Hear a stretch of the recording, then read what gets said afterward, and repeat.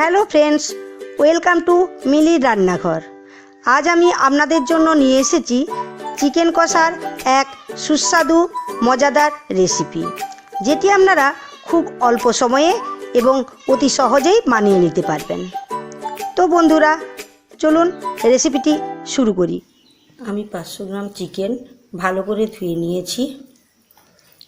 এরপর এতে 1 চামচ হলুদ গুঁড়ো, 2 চামচ সরষের তেল,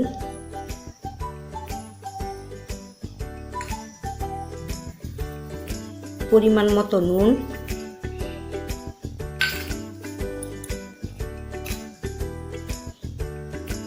1 চামচ পেঁয়াজ বাটা,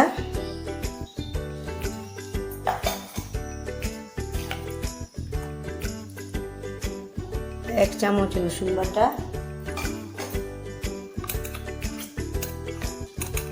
ও 1 চামচ আদা দিয়ে ভালো করে এটা ম্যারিনেট করে নিতে হবে।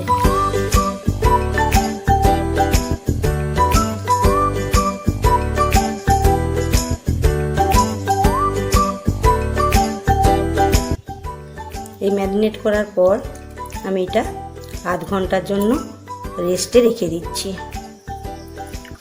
কড়াইটা একটু গরম হওয়ার পর আমি এতে 2 চামচ তেল দিয়ে দিচ্ছি।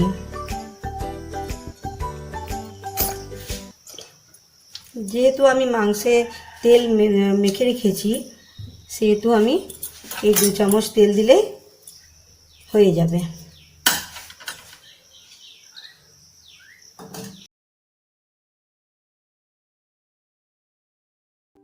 তেলটি গরম হয়ে গেছে, এতে আমি একটুখানি চিনি দিয়ে দিলাম। চিনি দিলে কালারটা খুব সুন্দর হয়।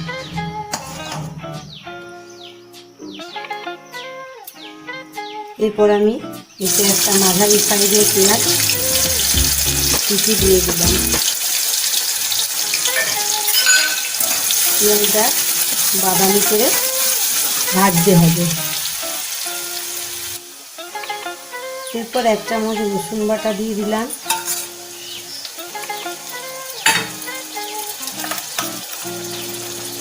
পেঁয়াজ বাটাটা আগে যেটা বেটে রেখেছিলাম, তিনটা মাঝারি সাইজের পেঁয়াজ বেটে রেখেছিলাম, এই বাকি পেঁয়াজ বাটাটা দিয়ে দিলাম। মাংসের সাথে ম্যারিনেট করার সময় 2 চামচ দিয়েছি, এখন বাকিটা দিয়ে দিলাম।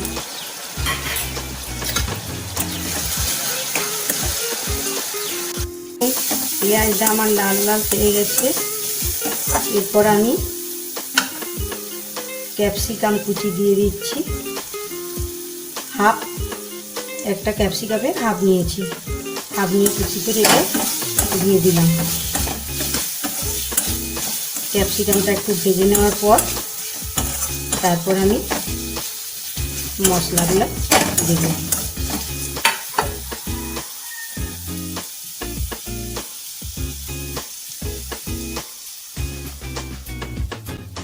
আমি 2 চামচের মতো দই নিয়েছি, তাতে হাফ চামচ জিরা গুঁড়া, 1 চামচ ধনা গুঁড়া, হাফ চামচ মিট মশলা, কাশ্মীরি লঙ্কা গুঁড়ো 1 চামচ দিয়ে এই দইটা ভালো করে ফাটিয়ে নিতে হবে। কাঁটা চামচ দিয়ে ভালো করে ফাটিয়ে নিলাম। খুব ভালো করে ফাটাতে হবে। এই দইটা দিলে চিকেনের গ্রেভিটা খুব সুন্দর আসবে, গ্রেভিটা ভালো হবে। দেখুন, ক্যাপসিকামটা আমার ভাজা হয়ে গেছে। এরপর আমি এখানে 1 চামচ আদা বাটা দিয়ে দিলাম।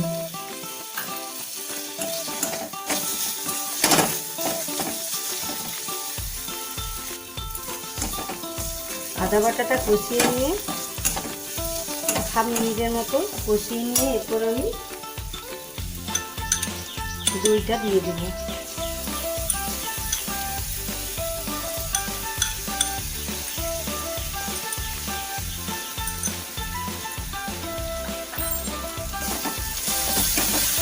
দইটা দিয়ে ভালো করে নাড়তে হবে। নেড়ে দিয়ে এরপর দই ফাটানো বাটিটা ধুয়ে আমি এতে একটুখানি জল দিয়ে দিলাম।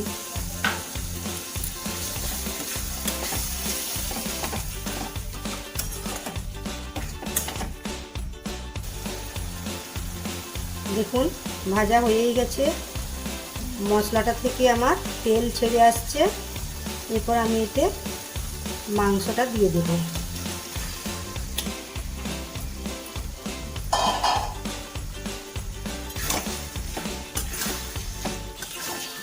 মাংসটা দিয়ে ভালো করে কষাতে হবে।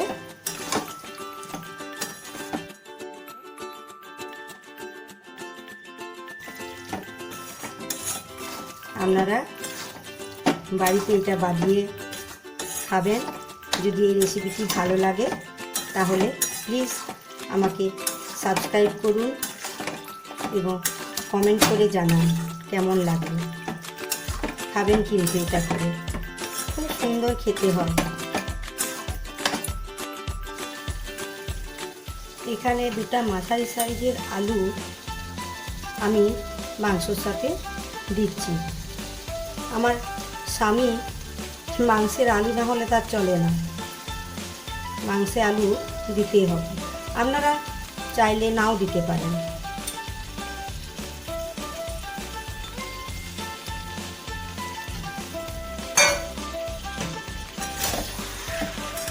আলুগুলা এই মাংসের সাথে দিয়ে দিলে মাংসও সেদ্ধ হয়ে যাবে, আলুগুলোও সেদ্ধ হয়ে যাবে তার সাথে।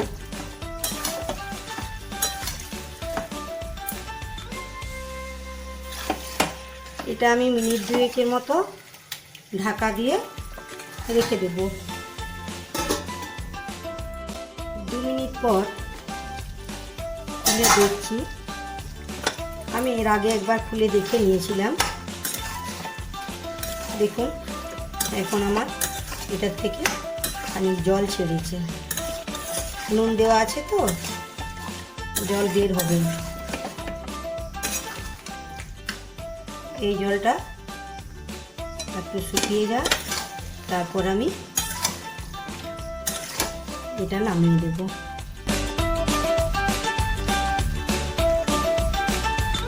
এটা আমি আধ ঘন্টার জন্য ঢাকা দিয়ে রাখছি।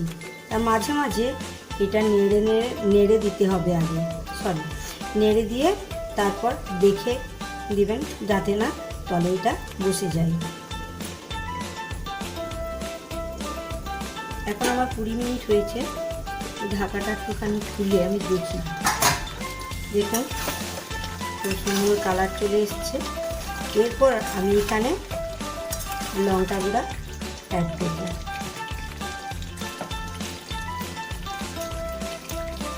দেখুন হাফ চামচের থেকে একটু কমই আমি লঙ্কা গুঁড়া দিলাম, কারণ আমার বাড়িতে বেশি ঝাল কেউ খায় না। আপনারা চাইলে আর একটুখানি লঙ্কা গুঁড়া দিবেন, যে যেরকম ঝাল খান সেরকম দিলেই হবে। এরপর আমি এটা আরও 5 মিনিটের জন্য ঢাকা দিয়ে রেখে দেব। 5 মিনিট হয়ে গেছে। এরপর আমি এটা খুলে দেখি। দেখুন কি সুন্দর কালার বেরিয়েছে। এরপর এটা 5 মিনিটের মতো আরও ভালো করে কষিয়ে নামিয়ে দেব। আপনারা যদি এতে বেশি গ্রেভি খেতে চান তাহলে মাঝে একটুখানি জল দিয়ে দেবেন,